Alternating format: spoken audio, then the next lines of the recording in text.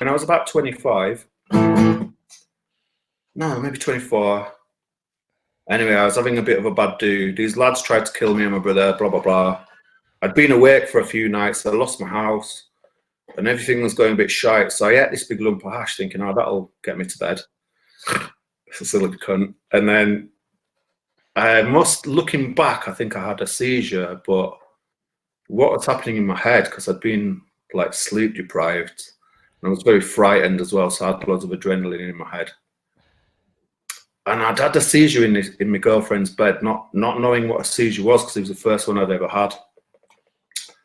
And in my tripping sort of state, I went downstairs naked, covered in piss, and I'm saying to our James, Seamus, listen to me, man. And he's like, what are you doing with no clothes on, you cunt? And I'm like, Seamus, listen, I've died. And I was convinced that I'd died in this seizure, and that what I'd been experiencing, the convulsions, was my soul leaving my body. So I was actually totally convinced I was dead, because I was in the middle of a cannabis psychosis, not realising, after eating a massive lump of hash. Silly bastard. So my brother's going, you haven't died. And my girlfriend and the mates are going, Chris, you haven't fucking died, mate. You're naked, you're being a bit annoying, but you're certainly not dead. And I was getting really annoyed, because I'm thinking, why are they listening to me? Why are they denying the most spiritual experience I've ever had? I just died in that fucking bed up there. He said, yeah, we could hear your fucking stomach were going on. We thought you were having a wank somewhere. And I'm like, no, I died. And they wouldn't have it. And then, because I got so irate with my poor brother, the poor little bastard, he's putting up with me. I fucking had another seizure, but everybody saw me then having a fit. So they did what you'd imagine would be sensible. They got an ambulance.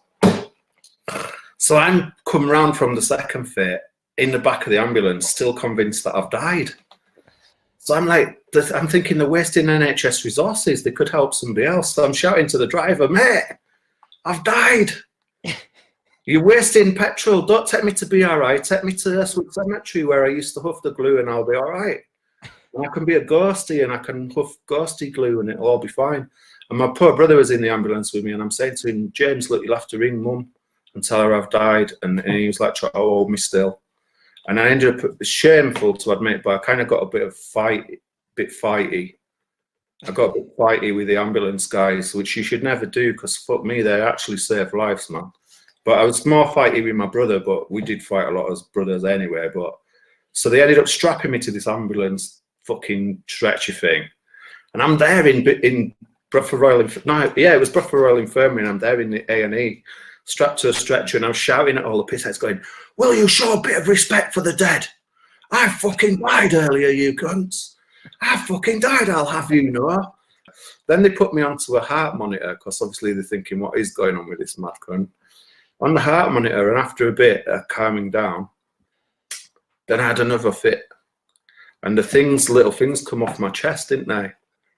So the machine went, ooh, not because I had died, but because they came off my chest.